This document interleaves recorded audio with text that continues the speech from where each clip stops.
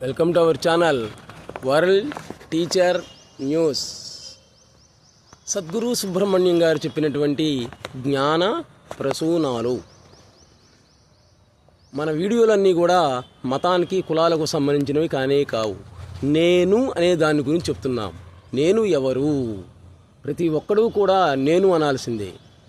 నాది, నా భార్య, నా పిల్లలు, నా వస్తువులు అనాల్సిందే. నేను అనేటువంటిది అసలు ఎలా వచ్చింది? నేను అనేటువంటి వాడు ఎక్కడి నుంచి వస్తున్నాడు, ఎక్కడికి పోతున్నాడు అనేటువంటి అదే కేనోపనిషత్ అని అంటామన్నమాట. జ్ఞానప్రసూనాలు అనే దాని గురించి మనం చెప్పుకుంటూ ఉన్నాం. రమణాయనం జ్ఞానప్రసూనాలలో భాగంగా అరుణాచలేశ్వరుడైనటువంటి రమణ మహర్షి యొక్క చరిత్ర రమణాయనం అనే దాని గురించి చెప్పుకుంటూ ఉన్నాం. ఇప్పుడు మనం అరుణాచల కొండ గుహలో భగవాన్ రమణ మహర్షి ఏదో ఒక పుస్తకం చదువుకుంటూ ఉన్నాడు. జాగ్రత్తగా వినండి. ఒక భక్తుడు వచ్చాడు. స్వామి ఏంటది అని అడిగాడు.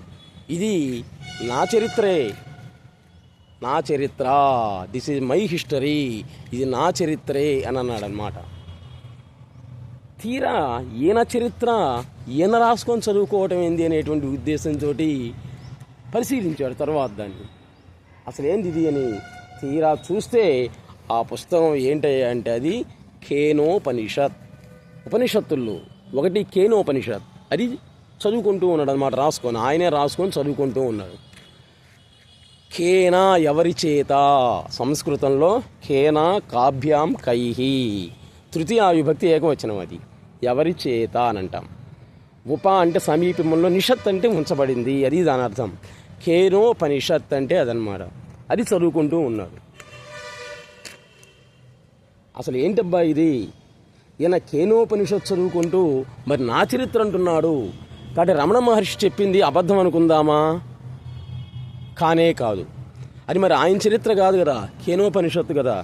ఇదంతా ఏంటి అనేటువంటిది ఆయన వచ్చినటువంటి శిష్యుడు కొంచెం అయోమయంలో పడ్డాడు. అప్పుడు చెప్పాడు గురువుగారు, కేనా అంటే ఎవరి చేతనైతే ఈ ప్రపంచం అంతా కూడా ఉనికి కలిగి ఉందో వాడే నేను. అది చూడండి ఎంత బాగా చెప్పారు రమణ మహర్షి గారు. కేనా అంటే ఎవరి చేతనైతే ఈ ప్రపంచం అంతా కూడా ఉనికి అనేటువంటిది కలిగి ఉందో అటువంటి వాడినే నేను. దాన్ని నేను తెలుసుకుంటున్నా అంటే నన్ను గురించి నేను తెలుసుకుంటున్నాను అని రమణ మహర్షి గారి యొక్క భావన. శ్రీకాళహస్తితో సంబంధం ఉన్నటువంటి ఉపనిషత్తు ఇది అని భగవాన్ రమణ మహర్షి వివరించి చెప్పారట. అందుకే సుబ్రహ్మణ్యం గారు సాక్షాత్ రమణ మహర్షి అనడంలో సందేహమే లేదు. అయితే రమణ మహర్షి గోచిగుట్ట కట్టుకొని అరుణాచల కొండ గుహలలో ఉన్నాడు. ఈయనేమో ఒక ఆకుపచ్చ కట్రాయి వేసుకొని బయలు వేసుకొని ఇంట్లో కూర్చొని ఉంటారనమాట. ఆయన కోసం ఇప్పుడు ఫారినర్స్ అంటే అమెరికన్స్ 2 కోట్లతోటి భక్త కన్నప్ప కొండ వెనక భాగంలో ఆయనకి ఆశ్రమాన్ని నిర్మిస్తూ ఉన్నారు. కానీ ఒక 6-7 నెలలు అయినట్లయితే ఆ ఆశ్రమం పూర్తయినట్లందరం కూడా అక్కడికే వెళ్ళొచ్చు. ప్రస్తుతం మాత్రం చెన్నై రోడ్లో భారత్ గ్యాస్ గోడౌన్ అని అడిగితే చెప్తారనమాట. అక్కడ మీరు ఆటో ఎక్కి దిగినట్లయితే సద్గురు సుబ్రహ్మణ్యం గారు అని అడిగినట్లయితే ఎవరైనా కానీ చెప్తారు. అరుణాచలం అనేటువంటిది అగ్నిలింగం, శ్రీకాళహస్తి అనేది వాయులింగం. కాబట్టి అగ్నికి వాయువు అనేటువంటిది ఇంకా తోడైంది, ఇంకా చెప్పాల్సిన పనిలా. ఈ జ్ఞాన ప్రసూనాలు అనేటువంటివి వాటంతటా అవే అభివృద్ధి చెందుతూ ఉంటాయి. తత్వశాస్త్ర వాయువులు విశ్వవ్యాప్తమై పరిమళిస్తూ ఉంటాయి. మానసిక వ్యాధులు పోగొట్టేటువంటి గొప్ప ఆధ్యాత్మిక గ్రంథం ఏది అంటే ఈ సద్గురు సుబ్రహ్మణ్యం గారి జ్ఞాన ప్రసూనాలే. మనశ్శాంతి కరువై ఎన్నో ఇబ్బందులు పడుతున్నటువంటి ఈ లోకానికి మనశ్శాంతిని కలుగజేసేటువంటిదే ఈ జ్ఞాన ప్రసూనాలు. వ్యావహారిక వేదాంత గ్రంథం సద్గురు సుబ్రహ్మణ్యం గారి జ్ఞాన ప్రసూనాలు.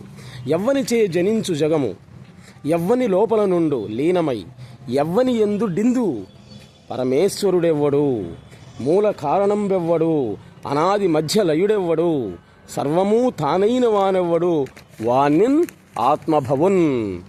ఇక్కడ చెప్పాడు పోతన గారు మెయిన్ అసలు విషయం. వానిన్ ఆత్మభవన్, వాడెక్కడో లేడు, నీలోనే ఉన్నాడనమాట. ఈశ్వరునే శరణంబు వేడిదన్, అది ఆయన చెప్పింది. కాబట్టి ఎవరి వలనైతే మనస్సు ప్రాణం సంచరిస్తూ ఉందో, ఎవరి వలనైతే కళ్ళు చెవులు కాళ్ళు చేతులు పనిచేస్తూ ఉన్నాయో, అంతఃశత్రువులు బహిశత్రువులు ఎవరి వలనైతే తాండవమాడుతూ ఉన్నారో, అది ఎక్కడుంది అంటే నీలోనే ఉంది, అది నాలోనే ఉంది, అదే నేను. మనస్సుకు మనస్సుగా, ప్రాణానికి ప్రాణంగా, కన్నుకు కన్నుగా, అంతరింద్రియాలకు బహిరింద్రియాలకు ఇంద్రియాలుగా ఏ శక్తి వెనుక ఉండి నడిపిస్తుందో అదే ఆత్మశక్తి అని చెప్పారు గురువుగారు. ఒక మాట చెప్పారు చూడండి. ఒక వస్తువు ఉండాలి అంటే ఒక చోటు, ప్లేస్, ప్రదేశం అనేది ఉండాలి. అలాగే సమస్త విశ్వాంతరాళం కూడా ఉండటానికి ఏ ప్రదేశం అయితే ఉందో అదే ఆత్మ. వ్యావహారికంగానైతే అన్నీ తెలిసినటువంటి వాడే గొప్పవాడు, అంతేగా మనం అనేది. ఆయన సంస్కృతం, తెలుగు, తమిళం, మలయాళం, ఉర్దూ అన్నీ వచ్చు కూడా ఈజ్ గ్రేట్, ఆయన చాలా గొప్పవాడు అంటాం. కానీ ఆధ్యాత్మికంగా అలా కాదు, ఏమీ తెలియదు అనేటువంటి వాడే గొప్పవాడు. అందుకే రమణ మహర్షి దగ్గరికి వెళ్ళి ఎవరేది అడిగినా నాకేమీ తెలియదు సుమ్మాయిరో, ఇది ఆయన అనేది. నాకేం తెలియదు, నోరు మూసుకొని కూర్చో అని చెప్పారు. ఆ నోరు మూసుకొని కూర్చో అనేటువంటి సుమ్మాయిరో అనేటువంటి మంత్రమే ఇప్పుడు మహామంత్రంగా తయారైంది. ఈరోజైనా ఎవరైనా అరుణాచలం కొండ గుహలలో రమణాశ్రమానికి పోయినట్లయితే అక్కడ విదేశీయులు మన స్వదేశీ సంస్కృతి సాంప్రదాయాన్ని కాపాడుతూ ఉన్నారు. చూడండి, విచిత్రమైంది. మన దేశ హైందవ సంస్కృతి సాంప్రదాయాలు వాళ్ళకి నచ్చి అక్కడ సుమ్మాయిరో అదే ఒక మహామంత్రంగా వాళ్ళు జపిస్తూ ఉన్నారు. పోయి చూడండి. కాకపోతే ఆ రోజు గురువుగారు రమణ మహర్షి చెప్పినటువంటి నోరు మూసుకొని కూర్చో, నాకేమీ తెలియదు, అది ఆయనది అనమాట అనేటువంటిది సుమ్మాయిరో అనేటువంటిది కాస్త మహామంత్రం అయింది. అందుకే ఆధ్యాత్మికంగా అయినట్లయితే నాకేమీ తెలియదు అనేటువంటి వాడే గొప్పవాడు అనే దాంట్లోనే ఆనందం అనేటువంటిది ఉంది. తెలుసు అనేటువంటి దాంట్లో ఉండదు, తెలియదు అనేటువంటి దాంట్లోనే ఆనందం ఉంది అంటారు సద్గురు సుబ్రహ్మణ్యం గారు.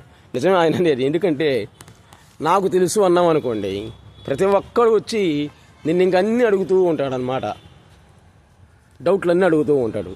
చెప్పలేక నువ్వు అల్లాడాలి. నాకేమీ తెలియదు అన్నావు అనుకో, ఎవడు నీ జోలు రాడు, ఎవడు అడగనే అడగడు, నువ్వు జ్ఞానాన్ని పెంచుకోవచ్చు. అందుకే ఆయన సుమ్మాయిరో అన్నటువంటిది అనమాట. కాబట్టి ఏమీ తెలియదు అనేటువంటి వాడే అమరత్వాన్ని పొందుతాడు. ఆత్మజ్ఞాని సర్వత్రా అభేదభావాన్ని చూస్తాడు. ఇది సామాన్య జ్ఞానికి ఆత్మజ్ఞానికి ఉన్నటువంటి తేడా. భేదభావాన్ని చూసేవాడు సామాన్యుడు, అంటే మనం. అభేదభావాన్ని చూసేటువంటి వాడు ఆత్మజ్ఞాని. సునిచైవ స్వపాకేచ పండితా సమదర్శన అని ఒక్క మాట చెప్పాడు గీతలో శ్రీకృష్ణుడు. The essence of all shastras in atmanishtha. In rebirth not only a new body but a new world is created. చూడండి, నువ్వు అనుకునేటువంటి భౌతిక శాస్త్రం, రసాయన శాస్త్రం, గణిత శాస్త్రం, ఆకాశయాన శాస్త్రం, భూగర్భ శాస్త్రం, నీ ఇష్టం ఏదైనా తీసుకో, ఏ శాస్త్రాన్నైనా చివరికి అది ఆత్మనిష్టకు సంబంధించింది. దాంట్లో డౌట్ అనేటువంటిది లేనే లేదు. ఇంకా పునర్జన్మ అంటున్నావు. ఆయన అంటాడు గురువుగారు, అసలు నీకు ప్రస్తుత జన్మే లేదు, ఇంకా ఈ జన్మే నీకు లేదు, ఇంకా పునర్జన్మ ఎక్కడి నుంచి వస్తుంది అంటున్నాడు అనమాట. దెర్ ఈజ్ నో రీబర్త్ అని చెప్తే స్పష్టంగా చెప్పాడు ఆయన.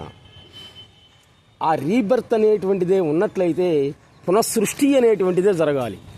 మరి సృష్టి అనేటువంటి జరగటం లేదు కదా, ఒకసారే జరిగింది. కాబట్టి పునర్జన్మ అనేది ఉంటే శరీరమే కాదు, నూతన ప్రపంచమే సృష్టించబడాలి. To remain in the presence of God simply without any prayer is real prayer. దేవుడి దగ్గరికి పోయి నాకు అవి కావాలి ఇవి కావాలని ప్రార్థనలు చేస్తూ ఉన్నావు, నమాజులు చేస్తూ ఉన్నావు, అభిషేకాలు చేస్తూ ఉన్నావు. అవన్నీ ఈయన ఏమంటాడంటే గురువుగారు, కోరికతో నీవేది చేయవాకు. ఆయనకన్నీ తెలుసు. నీ తల్లి గర్భంలో నిన్ను ప్రవేశపెట్టినప్పుడే, అంటే నీ బర్త్డేతో పాటు అప్పుడే నీ పక్క డెత్ డే కూడా రాశాడు అనమాట. నువ్వు ఎలా సావాలో కూడా పెట్టాడు. నువ్వు ఎలా పుట్టాలో, ఎలా బతకాలో, ఎటువంటి అవయవాలతో ఉండాలి, నీ హైట్ ఎంతో, నీ వెయిట్ ఎంతో అని చెప్తూ పక్కనే నీ డెత్ డే కూడా ఆ రోజే రాశాడు. అయితే నీ బర్త్డే నీకు ఇచ్చాడు, డెత్ డే మాత్రం ఆయన దగ్గరే ఉంచుకున్నాడు అనమాట. అది దేవుడి యొక్క గొప్పతనం. మరణం అనేటువంటిది ఆయన చేతిలో పెట్టుకున్నాడు. అది కూడా వీడికి ఇస్తే మానవుడికి ఇస్తే అలివవుతాడా? ఈరోజు ప్రకృతి మాత్రమే నాశనం చేస్తున్నాడు అనమాట తన జీవనం కోసం. ఆకాశాన్ని చూడండి, ఆకాశం చూస్తున్నారు కదా, ఆకాశం